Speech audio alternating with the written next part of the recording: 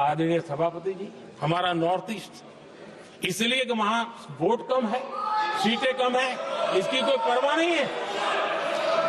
ये अटल जी की सरकार थी जिसने पहली बार नॉर्थ ईस्ट के कल्याण के लिए डोनियर मंत्रालय की व्यवस्था की और आज उसका परिणाम है कि नॉर्थ ईस्ट के विकास की नई चीजों को हम प्राप्त कर पाए।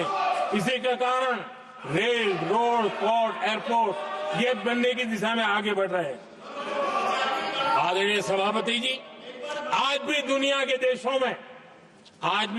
देशों में लैंड रिकॉर्ड के लेकर के समृद्ध देशों को भी कई संकट।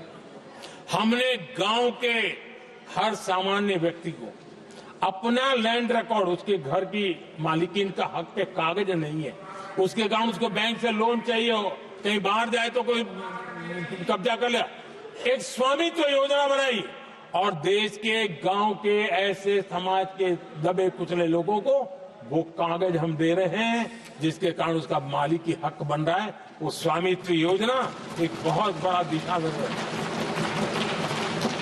आदरणीय सभापति जी, इन सारे कामों के कारण पिछले 10 वर्ष में हमने जो प्रयास किया, हमने जिस प्रकार से गरीब को मजबूती देने का काम किया है, हमने जिस प्रकार से गरीब के अंदर एक नया आत्मविश्वास पैदा किया है और एक सही दिशा में चलने का परिणाम है कि आज इतने कम समय में मेरे देश के 25 करोड़ मेरे गरीब साथी गरीबी को परास्त करने में सफल हुए और हमें इस बात का गर्व है।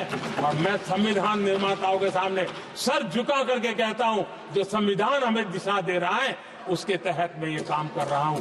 और मैंने आदरणीय सभापति, जब हम सबका साथ सबका विकास की बात करते हैं, वो नारा नहीं है, वो हमारे आर्टिकल ऑफ फेथ है। और इसलिए हमने सरकार की योजनाएं भी बिना भेदभाव को चलाने की दिशा में काम किया है और संविधान हमें भेदभाव की अनुमति नहीं देता है। और इसलिए हमने आगे चल करके कहा है सैचुरेशन, जिसके लिए जो योजना बनी है उसका लाभ उन लाभार्थी को 100% लाभार्थी को मिलना चाहिए। ये सैचुरेशन अगर सच्चा सेकुलरिज्म को है ना, तो ये सैचुरेशन में है। सच्चा सामाजिक न्याय अगर किसी में है तो ये सैचुरेशन 100% उसको बेनिफिट जिसका हक है मिलना चाहिए, बिना भेदभाव के लिए मिलना चाहिए। तो ये भाव लेकर के हम सच्चे सेकुलरिज्म को और सच्चे सामाजिक न्याय को लेकर के जी रहे हैं। आदरणीय सभापति जी, समाधान के हमारे एक और स्पिरिट भी है और हमारे देश को दिशा देने का माध्यम, देश को का चालक बल के रूप में राजनीति केंद्र में रहती है। आने वाले दशकों में हमारा लोकतंत्र, हमारी राजनीति की दिशा क्या होनी चाहिए, आज हमें मंथन करना चाहिए।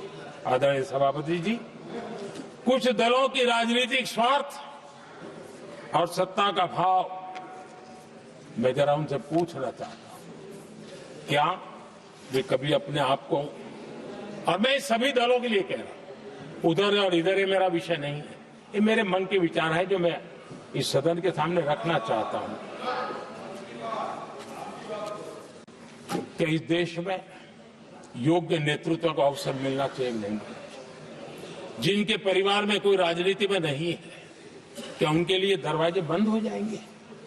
क्या देश को, लोकतंत्र के स्पिरिट को परिवारवाद ने गहरा नुकसान किया है कि नहीं किया है? क्या परिवारवाद से भारत के लोकतंत्र की मुक्ति का अभियान चलाना ये संविधान के तहत हमारी जिम्मेवारी है कि नहीं है? और इसलिए समानता के सिद्धांत की बात कहे, अवसर की बात कहे, हिंदुस्तान के हर किसी को, और जो परिवारवादी राजनीति है उनकी धुरी ही परिवार होता है, सब कुछ परिवार के लिए। देश को, देश के नौजवानों को आकर्षित करने के लिए, लोकतंत्र को मजबूत बनाने के लिए और देश के युवाओं को आगे आने के लिए हम सभी राजनीतिक दलों ने प्रयास करना चाहिए। सभी राजनीतिक दलों ने, जिनकी पार्श्वभूमि में राजनीतिक परिवार नहीं है। ऐसे फ्रेश ब्लड को लाने के लिए प्रयास करना, ये मैं मानता हूं कि देश की लोकतंत्र की, और इसीलिए मैंने लाल किले से कहा है कि मेरा एक विषय लेके मैं लगातार बोल रहा हूं, बोलता रहूंगा। 1 लाख ऐसे नौजवानों को देश की राजनीति में लाना है जिनका कोई परिवार का बैकग्राउंड राजनीतिक परिवार का नहीं है, और इसलिए देश को एक फ्रेश एयर की जरूरत है, देश को नई ऊर्जा की जरूरत है, देश को नए संकल्प और सपने लेकर के आने वाले युवकों की जरूरत है। और भारत के संविधान के जब 75 वर्ष मना रहे हैं तो हम दिशा में आगे बढ़े। आदरणीय सभापति जी, मुझे याद है मैंने एक बार लाल किले से संविधान में हमारे कर्तव्य को लेकर के उल्लेख किया था, और मैं हैरान हूं कि जिनको संविधान का समझ नहीं आता है वो कर्तव्य की भी मजाक उड़ाने लग गए।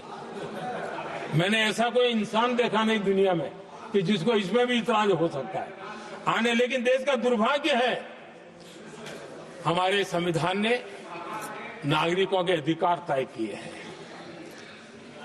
लेकिन संविधान को हमसे कर्तव्य की भी अपेक्षा है। और हमारी सभ्यता का सार है धर्म, ड्यूटी, कर्तव्य, ये हमारी सभ्यता का सार है।